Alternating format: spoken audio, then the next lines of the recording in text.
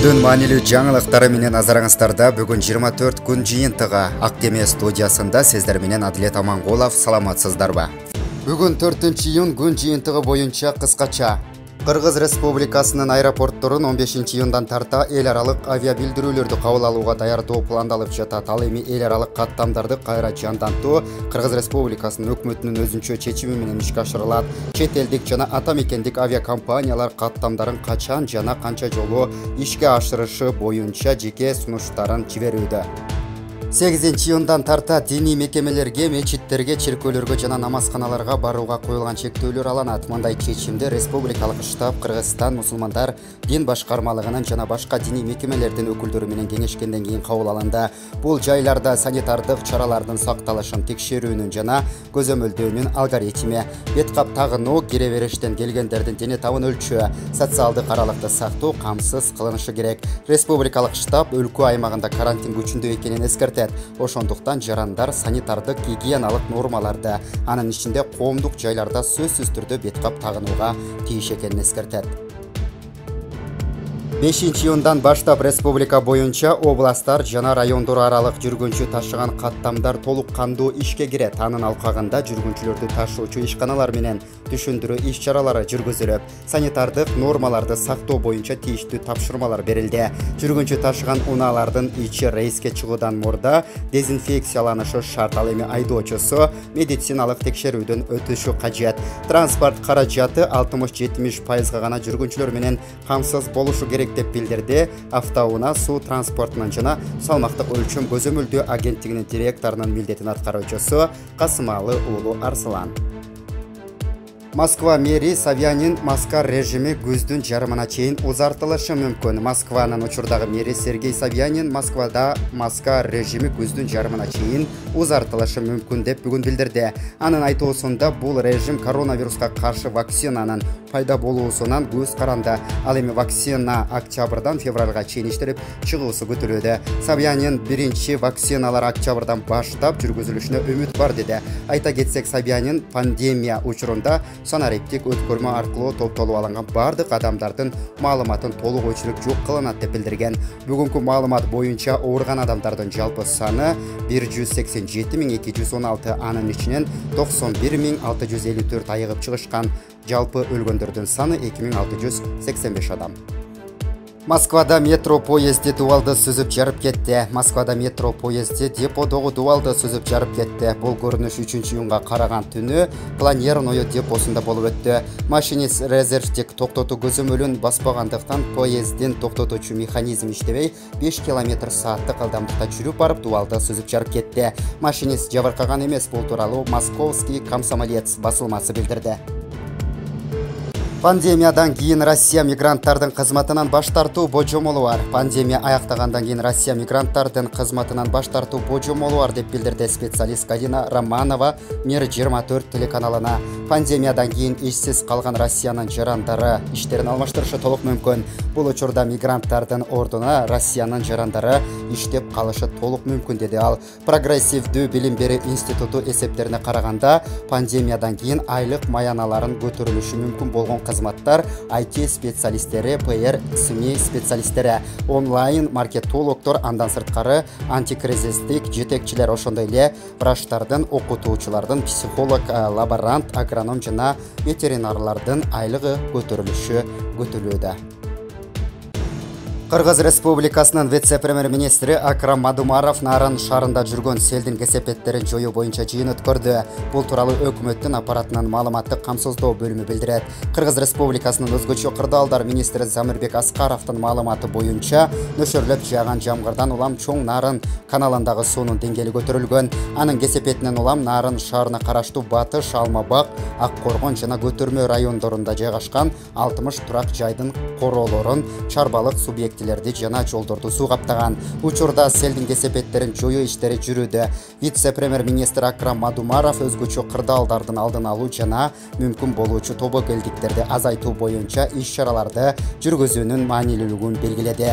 Ал тармактык мамлекеттик органдарга финансы каражаттарды өз убагында бөлүү жана алдын алуу иш-чараларын жүргүзүү боюнча бир катар тапшырмаларды берди. Шашылыш билдирүү өлкөдө жаан мөндүр жаап, сел жүрүшү күтүлөт. 2020 жылдын 5-июнунан 10-июнуна чейин Кыргызстандын аймагында туруксуз аба ырайы күтүлөт. Мезгил менен жаан жаап, күн күркүрөшү, бийик тоолуу райондордо кар жаашы күтүлөт. Бул тууралуу Кыргыз гидромет борборунун билдиришти. Маалыматка ылайык 5-июнда күндүз 6-7-июндарда Чүй, Ысык көл, Нарын облустарынын кээ бир райондорунда, Ош, Жалал-Абад, Баткен облустарынын тоо этектеринде жана тоолуу райондорунда, 8-9-июндарда республиканын кээ бир аймактарында жаан чачын, катуу жаашы күтүлөт. 5-6-июндарда айрым жерлерде мөндүр жаашынын ыктымалы бар экенин эскертебиз. Батыштан соккон шамалдын ылдамдыгы секундасына 4-9 метрден, кээ бир райондордо 17-22 метрге жетиши күтүлөт. Абанын температурасы төмөндөйт. Мындай туруксуз аба ырайы айыл чарба иштерин, автоунаа, энергетика жана коммуналдык кызматтардын ишин жана жайыттарда малды кармоону кыйындатат. 2020 жылдын 5 жана 10-июнуна чейин туруксуз аба ырайына жана көтөрүп жаткан нөшөрлүү жаан чачынга байланыштуу республиканын тоолуу жана тоо этектериндеги райондорунда сел жүрүшү мүмкүн. Шайлоо босогосун 9-7% чейин төмөндөтүүгө багытталган мыйзам долбоору экинчи окууда добуш берүүгө жөнөтүлдү. Бүгүн 4-июнда Жогорку кеңештин жыйынында Кыргыз Республикасынын президентин жана Кыргыз Республикасынын Жогорку кеңешинин депутаттарын шайлоо жөнүндө Кыргыз Республикасынын конституциялык мыйзамына өзгөртүүлөрдү киргизүү тууралуу конституциялык мыйзамдын долбоору экинчи окууда каралды. Мыйзам долбоорунун демилгечилери Мамытов, Бакиров, Турсунбаев, Нурматов, Сулайманов, Тулендибаев, Самат, Гульнара, Клара, Маматалиев, Мананов, Садыгалиев, Тагаев, Туманбаева, Ормонов, Баймуратов, Кадралиев, Тросбеков, Бакиров, Юшалиев, Джамалдинов, Мамашева, Иманалиев. Мыйзам долбоору Кыргыз Республикасынын президентин жана Кыргыз Республикасынын Жогорку кеңешинин депутаттарын шайлоо жөнүндөгү Кыргыз Республикасынын конституциялык мыйзамынын 64-беренесине өзгөртүү киргизүүгө багытталган. Тагыраагы Кыргыз Республикасынын Жогорку кеңешине саясий партиялардын өтүүсү үчүн шайлоо тоскоолдугун 9-7% чейин төмөндөтүү сунушталууда. Мыйзам долбоору экинчи окууда добуш берүүгө жөнөтүлдү. Өзгөчө кырдаалдар министрлигинин башчысынын орун басары сел жүргөн Наран шаарына барды. Өзгөчө кырдаалдар министрлигинин орун басары Давлетбек Алимбеков сел жүргөн Нарын шаарына барды. Нарын шаардык мэриясынын басма сөз кызматы билдиргендей, күн мурун Нарын шаарында нөшөрлөп жаан жаап, сел жүрүп, калаадагы бир катар аймактардагы үйлөр жабыркаган. Учурда министрдин орун басары табигат кырсыгынан жабыр тарткан тургундар менен жолугуп жатат. Белгилей кетсек, Нарын шаарындагы селдин кесепетинен кийинки кырдаалды аныктоо боюнча 3 комиссия түзүлдү.